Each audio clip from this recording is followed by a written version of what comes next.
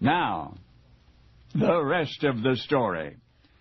Once upon a time, into the harbor of a little fishing village, there sailed a magnificent ship, a royal vessel bearing the good Prince Sri Tribana. Now the town, as well as the island on which it sat, were part of the prince's realm, and yet so vast was that domain that he had never visited this particular island until now. The fishing village was called Temasek. Its inhabitants, whose ancestors had amused themselves with little more than fishing for many centuries, were now beside themselves with excitement over the royal visit. Why was the prince coming? Everybody wanted to know. Some believed it was to hunt in the dark jungle that engulfed most of the island, and indeed, that was so. For years, the prince had heard of the exotic game that roamed these parts, and he had longed to stalk that game, and now he would. Shortly after arriving, he and his hunting party set out on their adventure. Brightly colored birds called down to them from their perches high above. The air was clear and fresh, but still no game. The prince grew impatient.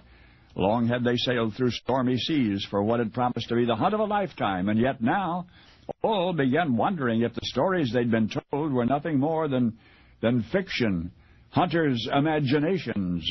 And then, just as the prince and his men were voicing their disappointment, there was a stir in the undergrowth. At once all fell silent, another rustling of fronds and branches, and suddenly there sprang into the small clearing a monstrous jungle cat, fangs bared, claws ripping at the earth. The hunting party scrambled in all directions, and the cat had by then selected her prey. It was the prince himself. The hunter and the hunted had exchanged roles in a heartbeat. With only a few yards of air between them, the prince would feel the hot breath of the advancing creature, and then the cat eased back toward its haunches. It was preparing to spring at the defenseless prince. But in the next moment, as though from nowhere, one of the prince's attendants rushed in from the side, his spear poised. Surprised, the great jungle cat wheeled about and lunged into the green darkness once more. And thus was the prince's life spared. Well, that night, back in the village of Temasek, the occasion was celebrated. Forever after, this town shall have a new name, the prince declared, in memory of what happened this historic day. And that new name was Lion City. And it is Lion City even yet. The name Temasek, which means simply sea town, over the centuries has all but been forgotten. The traders and pirates who subsequently came to the island from distant lands knew it only by the name the fortunate prince had given it. There were only 150 people living there when it became a British possession in 1819. Today there are almost 4.5 million. And yet even now, as that isle in the South China Sea, at the southern tip of the Malay Peninsula, even now it is known for that day long ago when a royal life was reclaimed from the jaws of a jungle beast. Of course, in the Malay language, Lion City is Singapura, Singapore. Only now you know the rest of the story. And now, the rest of the story. The Republic of Singapore is an island country in Southeast Asia. It lies south of China, south of Vietnam, and northwest of Australia. Historians have concluded that Singapore began as a seaport called Temasek at least 600 years ago. The name Temasek derived from the Malay word tasik, which meant lake or sea. Temasek meant a place surrounded by the sea. The earliest known mention of the location appeared in a eulogy written in 1365 in a language known as Old Javanese, a language spoken primarily by people in Indonesia and port cities near the Java Sea, which included Temasek. Some earlier documents mention a port city which may have been Temasek, but there just isn't enough evidence to be sure. The next time Temasek is named in a surviving document appeared in the Malay Annals from the 17th century. The English name Singapore derived from the native Malay name for the country, Singapura. Singapura derived from the Sanskrit word for Lion City, just as Mr. Harvey explained. But is the story about the prince's near death by a lion actually true? Well, according to the Malay annals, the prince was named Sang Nila Utama, and according to tradition, he founded the kingdom of Singapura in 1299. At the coronation, the prince adopted the title Sri Tri Buana, which translates to Lord of the Three Worlds. Some people argue that the three worlds mentioned in this title refers to the heaven of the gods, the world of us humans, and the underworld of the demons, while others contend that it refers to the area in which he lorded over, Java, Sumatra, and Singapura. The Malay Annals is a literary work which gives us an often romanticized history of the origin, evolution, and finally the destruction of the kingdom which included Singapura. The oldest surviving version of the Malay Annals dates to 1612. It is referred to as Raffles MS number 18 or Raffles Manuscript 18.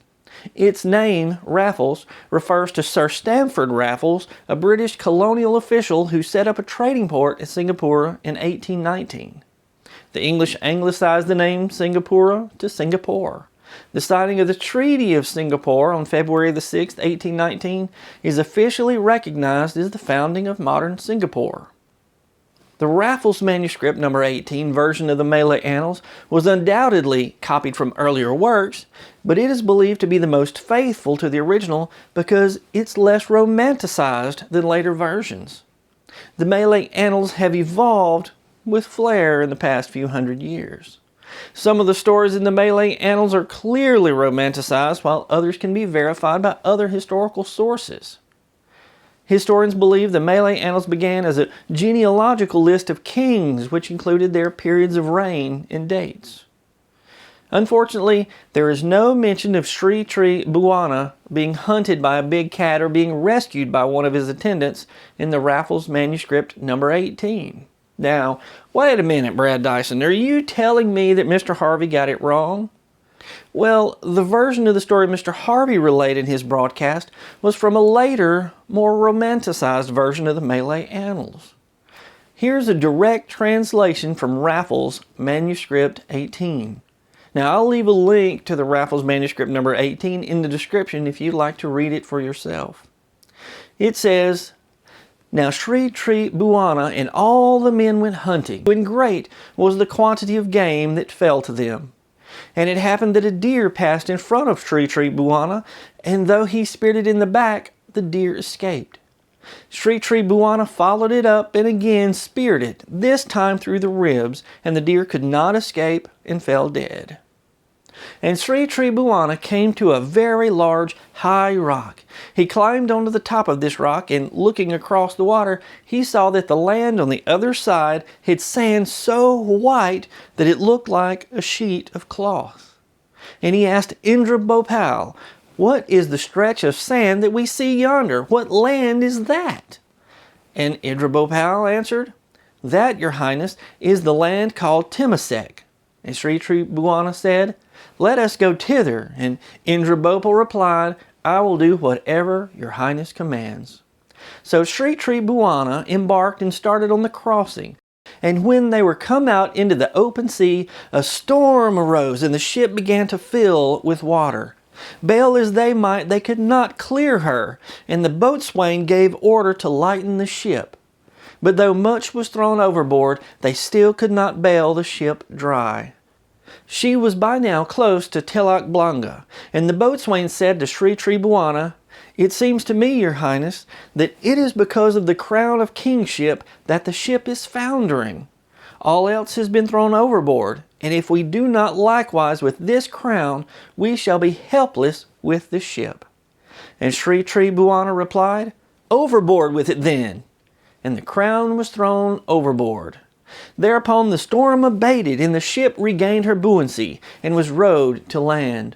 And when they reached the shore, the ship was brought close in, and Sri Tri Buana went ashore with all the ship's company, and they amused themselves with collecting shellfish. The king then went inland for sport on the open ground at Kuala Temasek, and they all beheld a strange animal. It seemed to move with great speed. It had a red body and black head, and its breast was white.